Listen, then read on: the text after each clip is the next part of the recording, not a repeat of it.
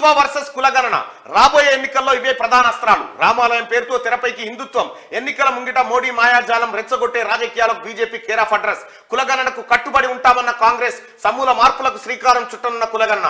ఈ నిర్ణయంతో బీసీలకు ఊహించని మేలు, ఇన్నాళ్లకు ఓ లెక్క, ఇప్పటి నుంచి ఓ లెక్క. రాహుల్ కులగణన హామీతో ప్రజల్లో గంపడాసలు, జనానికి పనికొచ్చేలా క్యాస్ట్ సెన్సెస్. పార్లమెంట్ ఎన్నికల్లో ఇవే ప్రధాన ఎజెండాలు కాబోతా ఉన్నాయి.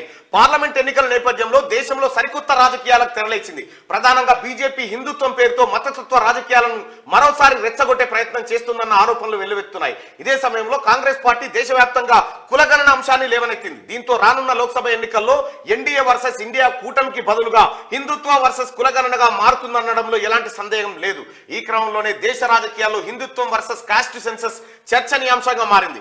ఇన్నాళ్ళు సైలెంట్ గా ఉన్న బీజేపీ అయోధ్యలో రామ మందిర నిర్మాణం ప్రారంభ అంశాలను దేశవ్యాప్తంగా చర్చనీయాంశం అయ్యేందుకు పలు కీలక నిర్ణయాలు తీసుకుంది. అందులో భాగంగానే ఇంటింటికి అయోధ్య శ్రీరాముడి అక్షంతలు అంటూ ఈ కార్యక్రమం.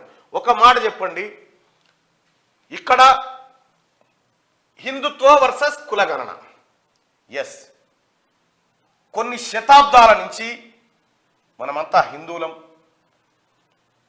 మనలో కొన్ని శతాబ్దాల నుంచి గుళ్ళకు పోతా ఉన్నాం, దేవుళ్ళను మొక్కుతా ఉన్నాం, దైవభక్తి అందరికీ ఉంది, దేవుడి పట్ల అందరికీ ఆరాధన భావం ఉంది, అన్నీ ఉన్నాయి. ఇది పరంపర కొనసాగుకుంటూ వచ్చింది. ఇప్పుడు రామ మందిరం తర్వాత అదనంగా యాడ్ అయ్యేది ఏం లేదు. కానీ ఈ తెలంగాణ రాష్ట్రంలో, ముఖ్యంగా భారతదేశంలో ఉన్నటువంటి బీసీలు ఈ కులగణన వస్తే బీసీల లెక్క తేలుతుంది. కులగణన వస్తే ఒక్కసారి మీరు చూడండి, కేసీఆర్ నోరు జారి ముదిరాజులు 50 లక్షల మంది ఉన్నారని చెప్తేనే ముదిరాజులంతా ఒకటైరు ఈ రాష్ట్రంలో. ముదిరాజులంతా ఒక్క దగ్గరకు వచ్చి ముదిరాజులు గర్జించినంత పనిచేసిరు. ఈ లెక్క అన్ని కులాల్లో తెలిస్తే, అన్ని కులాల్లో బయటికి వస్తే అప్పుడు బీసీల్లో రాజకీయ చైతన్యం వస్తుంది.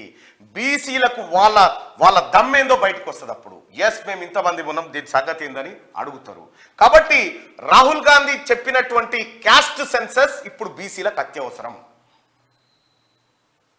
ఇది అయిపోయినాక కూడా మనం పోయి రాముని దర్శించుకోవచ్చు, మొక్కొచ్చు, రావచ్చు, కొబ్బరికాయ కొట్టొచ్చు, ఆ టెంపుల్ ఉంటుంది. కానీ బీసీల కులగణన ఖచ్చితంగా జరగాలి.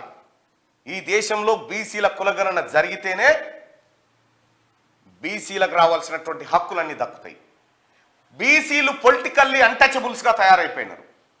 బీసీలు అంటే ఎవడి పట్టదిగా, ఏదో నామకే వాస్తే ఓటర్ అన్నట్టుగానే ఉంటుంది. ఈ బీసీలలో చైతన్యం రావడానికి, బీసీల లెక్కలు తేలడానికి రాహుల్ గాంధీ గారు బలమైనటువంటి నినాదాన్ని తీసుకున్నారు. హిందుత్వ అనేటువంటి పదం. ఎస్, ఎవరు హిందువులు కాదు, అందరు హిందువులే, అందరు హిందువులే, అందరూ హిందువులే. తెలంగాణ రాష్ట్రం, ముఖ్యంగా భారతీయ జనతా పార్టీ ఈ హిందుత్వ ఎజెండాను రాజకీయంగా వాడుకోవాలని చూస్తే ప్రజలేం పిచ్చోళ్ళు కాదు. నిజంగా ఈ దేశంలో అవే అవసరం ఉన్నాయి అనుకుంటే ఒక్క బడి కూడా నెలకొల్పకపోతుండే ఎవరు, ఇతర పార్టీ వాళ్ళు కూడా మొత్తం ఇవే కడుతుండే. ఎస్, ఉండాల్సిందే. ఇది దేశ ప్రజల ఆధ్యాత్మికతను పెంపొందించేటువంటి అంశం ఉండాల్సిందే. కానీ అది రాజకీయ వస్తువుగా మారకూడదు. రాజకీయ వస్తువుగా మారినప్పుడు అంటే మీరు ప్రజల్ని ఎటువైపు తీసుకుపోతా ఉన్నారు? శ్రీకృష్ణదేవరాయలు ఆ కాలం ఏమన్నా, నరేంద్ర మోడీ గారు ఏమన్నా రాజా? ప్రజాస్వామ్య దేశానికి ప్రధానమంత్రి. మెజారిటీ ప్రజల అభిప్రాయాన్ని గౌరవించడం ప్రజాస్వామ్యంలో ఒక గొప్ప అంశం. మెజారిటీ ప్రజలు, భారతదేశంలో ఉన్నటువంటి మెజారిటీ ప్రజలు ఇల్లు కావాలంటున్నారు, ఉద్యోగం కావాలంటున్నారు, కూడు గుడ్డ కావాలంటున్నారు. ఈ అభిప్రాయాన్ని నరేంద్ర మోడీ గారు గౌరవించాలి. రాముడిని 24 గంటలు రామజపం చేసుకునే భక్తుడికి ఇల్లు లేదు. బహుశా రాముల వారు కూడా ఇదే చెప్పాలి నరేంద్ర మోడీ గారికి.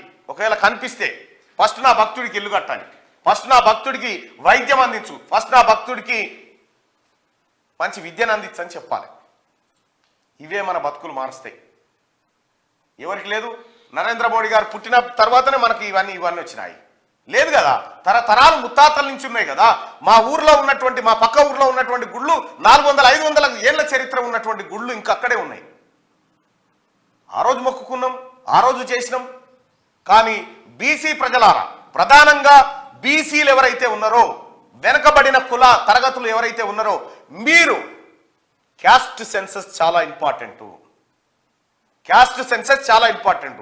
నరేంద్ర మోడీ గారు చెప్తా ఉన్నా, క్యాస్ట్ సెన్సస్ ని మీరు చేపట్టండి. ఇప్పుడు మీరు చేపట్టండి. మెజారిటీ హిందువుల్లో ఉన్నటువంటి మెజారిటీ వర్గమైనటువంటి బీసీలకు న్యాయం చేసిన వాళ్ళు అవుతారు. మీరు రీసెంట్ గా బీసీ అని చెప్తున్నారు కాబట్టి మీరు ఆ న్యాయం చేయండి.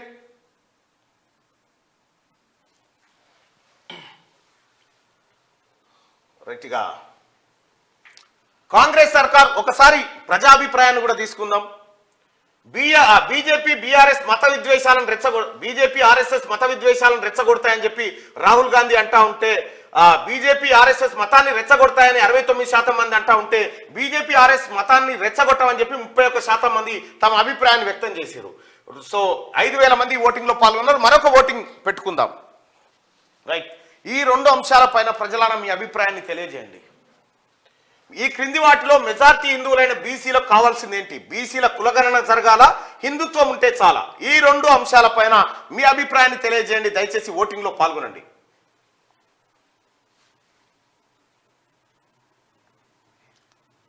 అట్లానే హిందూ ధర్మానికి ఏం వ్యతిరేకం కాదు మిత్రమా. మేము చెప్పింది అంటే వాస్తవము. ఎందుకు ఆ పదార్థాన్ని గురించి మాట్లాడాలంటేనే భయపడే వాతావరణం ఎందుకు క్రియేట్ చేసిరు? భయపడేటోడు భయపడతాడు. ఎస్, అసలు మీరు హిందువులు ఎందుకు అవుతారు? మేం కదా. ఈ క్రింది వాటిలో మెజారిటీ హిందువులైన బీసీలకు కావాల్సింది ఏంటి? మెజారిటీ హిందువులైన బీసీలకు కావాల్సింది ఏంటి? బీసీ కులగణన జరగాల, లేకపోతే హిందుత్వం ఉంటే చాలా? మీరు ఒపీనియన్ తెలియజేయండి.